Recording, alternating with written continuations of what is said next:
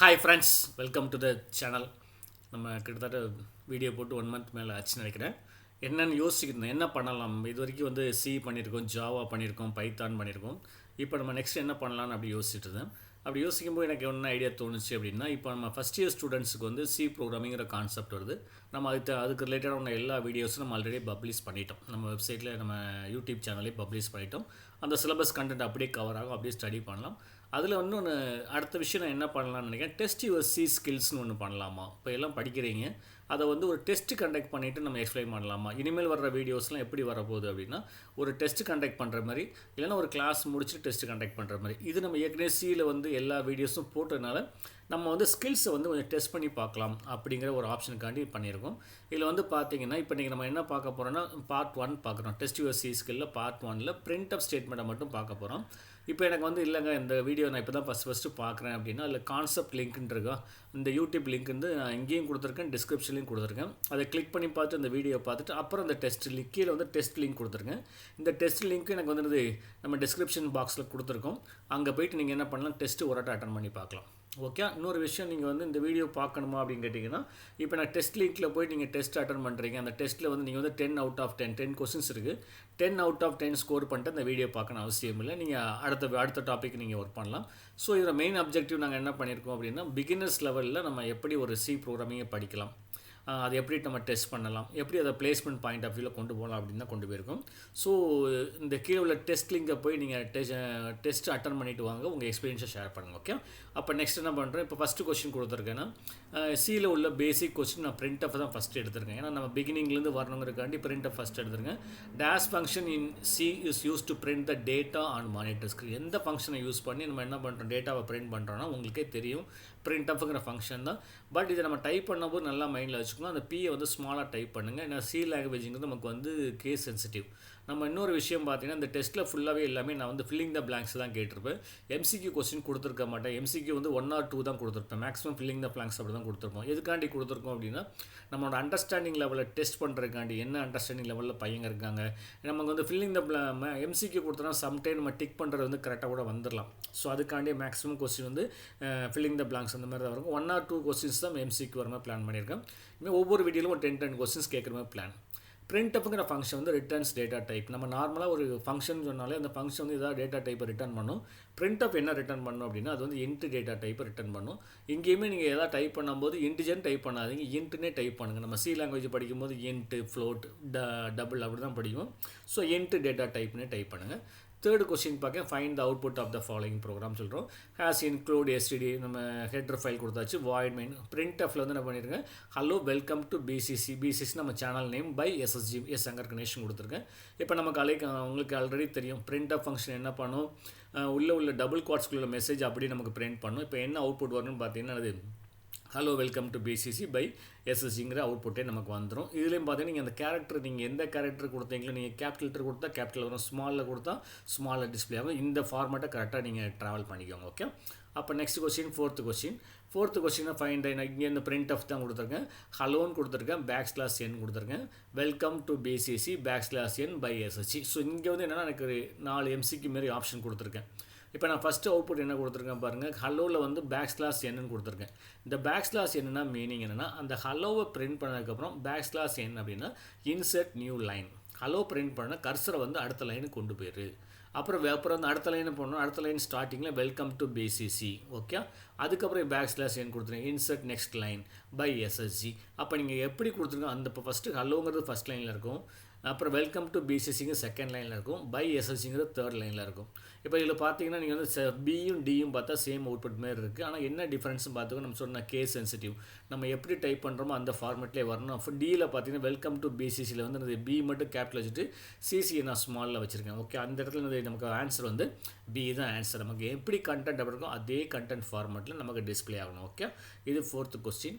5th question என்ன பண்ணுறேன்னா பாருங்கள், இப்போ அதே தான் printfல வந்து double குவாட்ஸ்குள்ள b\n c \n c கொடுத்துருக்கேன். அப்போ ஒரே ஒரு கேரக்டர் பியை பிரிண்ட் பண்ணோன்னே \n கொடுத்துரு. அப்போ நெக்ஸ்ட் லைனில் வந்து சியை பிரிண்ட் பண்ணு. அப்புறம் நியூ லைன், நெக்ஸ்ட் லைனில் போய் சியை பிரிண்ட் பண்ணு. எனக்கு இந்த இடத்துலையும் பாருங்கள், பிடியை பாருங்கள், ரெண்டுமே சேமாக தான் தெரியுது. நான் சி வந்து உள்ளே நான் டைப் பண்ணது கேபிட்டலாக டைப் பண்ணியிருக்கேன், பியில் வந்து ஸ்மால் சி இருக்குது. ஓகே. ஸோ அதனால் என்ன பண்ணுறேன், ஆன்சர் வந்து நமக்கு டி தான். ஓகே, ஆன்சர் வந்து நமக்கு வந்து டீன் முடிவு பண்ணிங்க. ஓகே, நெக்ஸ்ட் கொஸ்டின் வந்து கொஸ்டின் 6.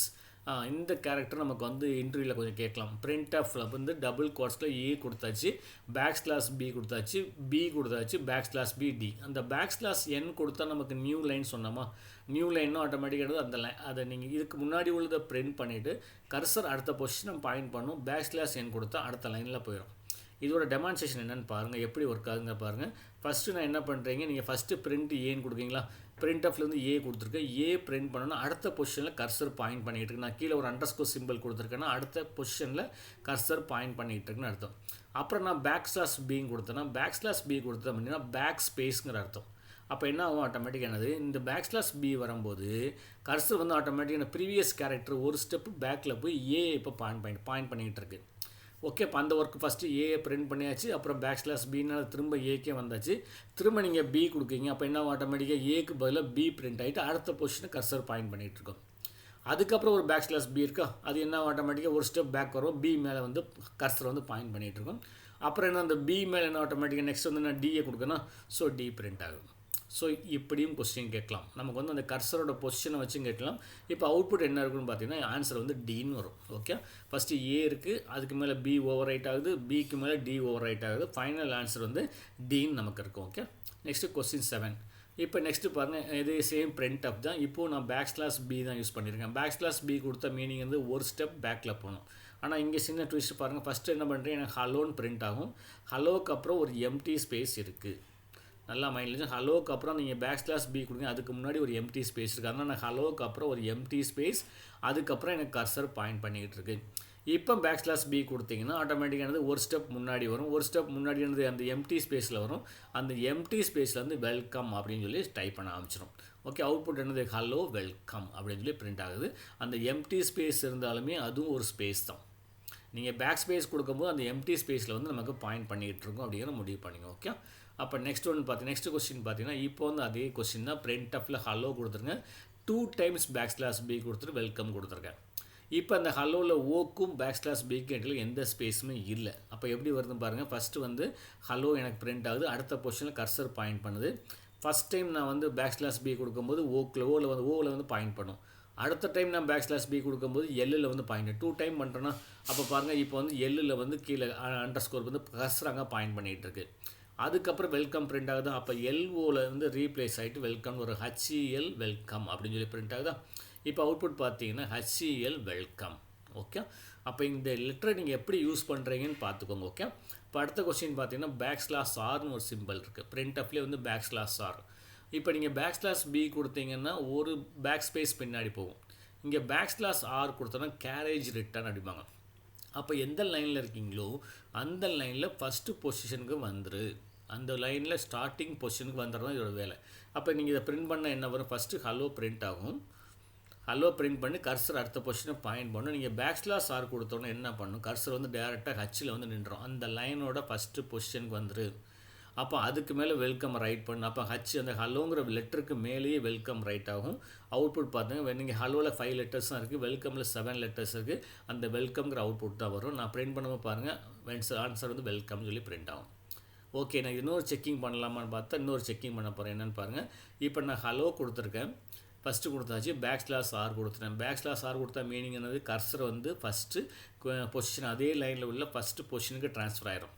இப்போ நீங்கள் எனக்கு என்ன ஒரு ஃபஸ்ட்டு வந்து ஹலோ பிரிண்ட் ஆகுது, கர்சர் அடுத்த பொசிஷனில் இருக்குது. இப்போ பேக்ஸ்லாஷ் ஆர் கொடுத்தோன்னா ஹச்சில் வந்து டேரெக்டாக பாயிண்ட் பண்ணும். இப்போ நான் நெக்ஸ்ட்டு கொடுத்த நான் ஸ்ட்ரிங்கோட கேரக்டர் பாருங்கள், ஹாய்னு ஒரு 3 கேரக்டர் தான். ஆனால் ஹலோவில் வந்து 5 கேரக்டர் இருக்குது. இப்போ கர்சர் எந்த பொசிஷனை பாயிண்ட் பண்ணிகிட்டு இருக்குது, ஃபஸ்ட்டு பொசிஷனை பாயிண்ட் பண்ணிகிட்டு இருக்கு ஹச்சில். அப்போ என்ன ஆகும்னா அந்த ஹச்இஎல் இருக்குல்ல, அதுக்கு பதிலாக ஹச்இஐ மட்டும் ரீப்ளேஸ் ஆகும். எல்ஓ வந்து அப்படியே இருக்கும். நல்லா டிஃபரன்ஸ் பாருங்கள், ஹச்இஐ எல்ஓ. இப்போ நீங்கள் அவுட்புட் பார்த்தீங்க அப்படின்னா ஆன்சர் வந்து ஹச்ஏஐஎல்ஓ. அப்போ அந்த ஹலோவில் உள்ள ஹச்இஎல் மட்டும் ஹச்ஏன்னு ரீப்ளேஸ் ஆகும். அந்த எல்ஓ வந்து அப்படியே தான் பிரிண்ட் ஆகும். அதை விட லென்த்தான ஸ்ட்ரிங் கொடுத்தா கம்ப்ளீட்டாக ரீப்ளேஸ் ஆகிடும். அதோட ஷார்ட்டான ஸ்ட்ரிங் கொடுத்தனா ரிமைனிங் கேரக்டர்ஸ்லாம் அப்படியே டிஸ்பிளே ஆகிட்டு இருக்கும். ஸோ இதுதான் இதில் உள்ள விஷயம். இப்போ நம்ம இன்றைக்கி என்ன பார்த்துருக்கோம் அப்படின்னா பேக்ஸ்லாஷ் பி எப்படி printfல வந்து எப்படி யூஸ் பண்ணலாம் அப்படிங்கிறது. ஒரு பேக்ஸ்லாஷ் டபுள் கோட்ஸில் கொடுத்த ஸ்ட்ரிங் எப்படி டிஸ்பிளே ஆகுது, பேக்ஸ்லாஷ் பியோட ஒர்க் என்ன, பேக்ஸ்லாஷ் ஆரோட ஒர்க் என்னன்னு சொல்லி இப்படி தான் பார்த்துருக்கோம். ஏன்னா இது வந்து நமக்கு வந்து கொஸ்டின்ஸில் மேக்ஸிமம் கேட்பாங்க. இந்த மாதிரி கொடுத்தா பையனுக்கு ஒரு பேசிக்காக ஆக்சுவலாக பேசிக்காகவும் நமக்கு தெரிஞ்சு வச்சுருக்காங்க printf எப்படி யூஸ் பண்ணலாம் அப்படின்னு சொல்லி. ஸோ இதை இப்போ நம்ம இந்த ஒரு புது ஸ்டெப் எடுத்துருக்கோம். இதை பற்றி நீங்கள் கமெண்ட் ஃபீட்பேக்லாம் கொடுங்க. ஏதாவது டவுட் இருந்தால் send the mail to sshchannel786@gmail.com send பண்ணு. தெரிஞ்ச ஃப்ரெண்ட்ஸ்க்கெலாம் சேனலை சப்ஸ்கிரைப் பண்ணுங்கள். ஸோ தேங்க்ஸ் ஃபார் வாட்சிங். தேங்க்யூ.